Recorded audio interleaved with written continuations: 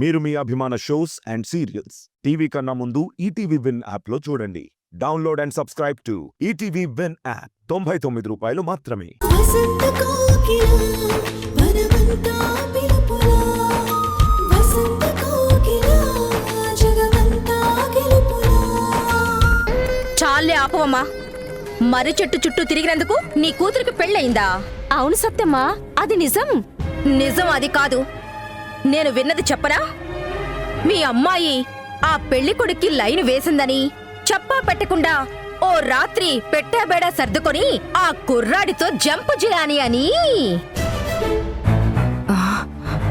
ఆ తర్వాత వాళ్ళిద్దరినీ యాదగిరిగుట్ట దగ్గర పట్టుకొని అటువైపు వాళ్ళు ఇటువైపు మీరు పోలీస్ స్టేషన్ కూడా వెళ్లారని, అప్పటికే గప్చిప్గా పుళ్ళో పెళ్లి చేసుకున్న మీ సరోజ ఆ కుర్రాడితో వారం రోజుల పాటు హోటల్ రూమ్ లో గడిపిందని, అయినా కూడా మీరంతా కలిసి ఆ పెళ్లిని రద్దు చేస్తామని వీరంగం చేస్తే నిద్ర మాత్రలు మింగి ఆత్మహత్య చేసుకోబోయిందని, అప్పుడు తప్పనిసరి పరిస్థితుల్లో పెళ్లి చేశారని విన్నాను. ఇదంతా ఎవరు చెప్పారు? అదంతా అబద్ధం, అలా ఏం జరగలేదు. అవునా? అదేంటి మరి? మా ఆటో యూనియన్ ప్రెసిడెంట్ శంకర్ లేడు, వాడి చెల్లి లత, మీ అమ్మాయి ఇద్దరు ఫ్రెండ్స్ అంట కదా. ఇద్దరు మాట్లాడుకున్నదే నేను విన్నాను.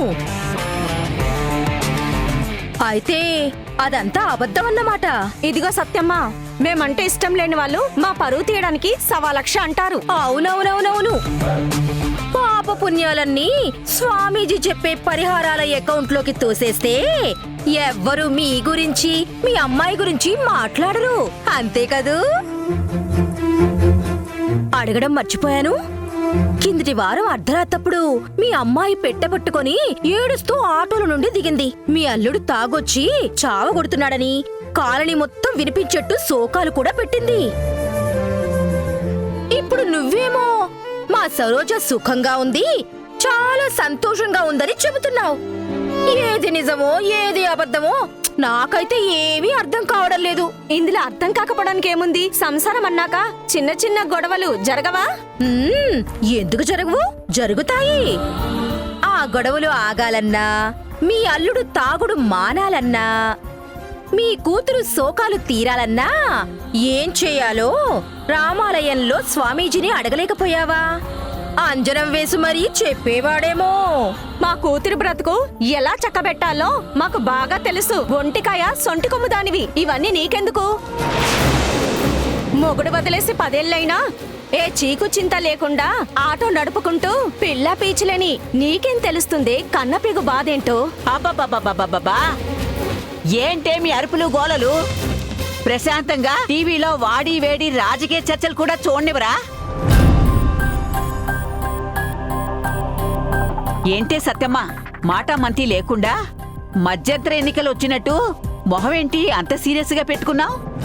ఎవరితోనైనా గొడవ పట్టావా ఏంటి? ఏంటే దీంతో గొడవ పెట్టుకున్నావా? బుద్ధుందా లేదా నీకు? నీకు ఫోన్ ఉంది కదా, ప్రశాంతంగా నెట్ ఆన్ చేసుకుని ఏ సూపర్ హిట్ సినిమానో పొలిటికల్ వార్తలో చూసుకోక ఈ గొడవలు గోలలు నీకెందుకే? అవసరానికి మాట్లాడటమే తప్ప అనవసరంగా ఫోన్ చూడటం నాకు అలవాట్లేదండి. మంచిదే అనుకో, కాని ఈ కాలానికి ఇప్పటి తరానికి చాలా వింత ఆచారం ఉంది. నా మాట విని టీవీ సీరియల్ చూడడం మొదలుపెట్టు. ఎందుకంటావా? చిన్న గీత ముందు పెద్ద గీతలాగా ఆ సీరియల్లో చూపించే కష్టాల ముందు మన కష్టాలు ఎంత చిన్నగా సిల్లిగా అనిపిస్తాయో. సీరియల్లో కష్టాల గురించి మనకెందుకండి? ముందు మన జ్యోతి గురించి ఆలోచించండి. ఆలోచించడానికి ఏముందే? నా మనవరాలు మహర్జాతకురాలు, మహారాజు లాంటి మొగుడొస్తాడు. నెత్తిన పెట్టుకుని చూసుకుంటాడు. మరి కాలు కందకుండా ఏసీ కారుల్లో తిప్పుతాడు. తిప్పినట్టే ఉంది సంబడం. ఇప్పటికే డజన్ సంబంధాలు తిరిగిపోయాయి. ఇప్పటికైనా తొందరపడండి, లేకపోతే లేకపోతే ఏం జరుగుతుందే? నీ కూతుర్లాగా పెళ్ళయిందనిపించుకుని నెలకొకసారి పెట్టే బేడే సర్దుకుని పుట్టింటికొచ్చి అడవడం కంటే నా మనవరాల్లాగా తన కాళ్ల మీద తను నిలబడి 4 రాళ్లు సంపాదించుకోవడం ఎన్నో రెట్లు నయం.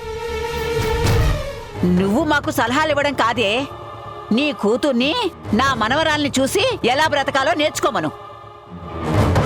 వెళ్ళు, పోవే. పోవే. నీలాంటి వాళ్ళ ఏడుపులకి, పనికి మాలిన వాళ్ళ మాటలకి సమాధానం చెప్పే రోజు త్వరలోనే వస్తుంది.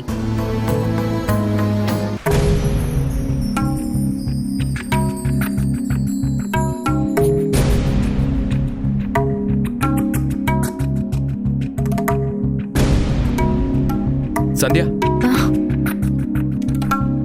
ఎందుకు వచ్చావు? ఎందుకు వెళ్ళిపోతున్నావు?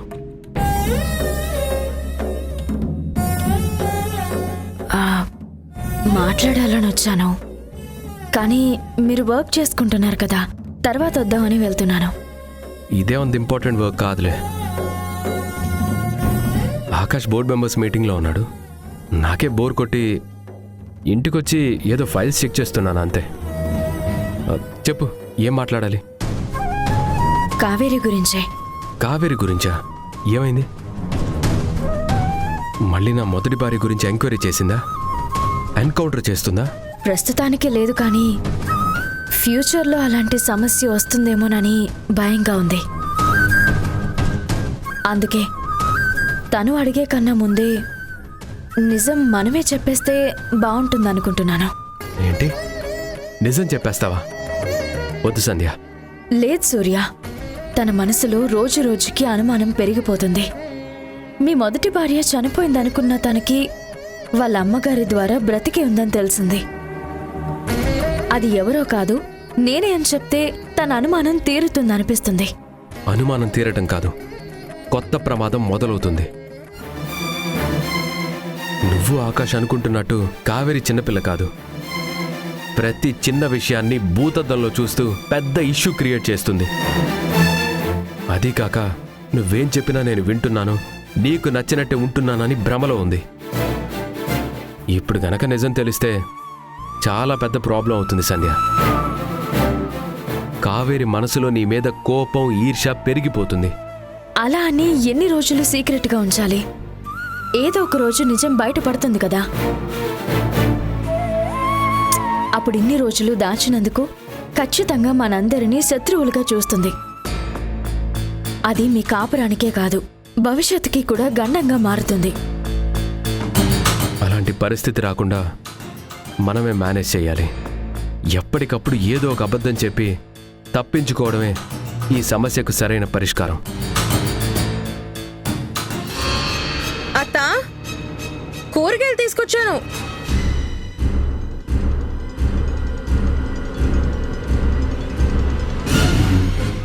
అత్త ఎక్కడికి వెళ్ళింది?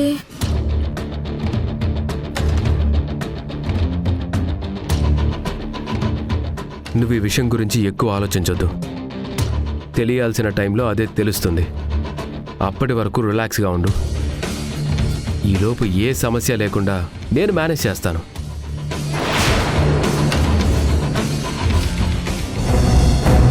సరే సూర్య.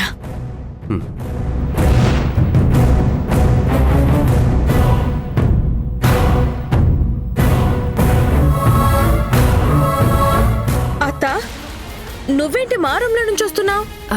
సూర్య కాఫీ అడిగారు. సూర్యనా? ఆయన ఎప్పుడొచ్చారు? ఇప్పుడే. కాఫీ ఇచ్చావా మరి? లేదు, ఇప్పుడే అడిగారు, చేయడానికి వెళ్తున్నాను. ఏంటి, కాఫీ కావాలని రూమ్కి పిలిచి మరీ అడిగారా?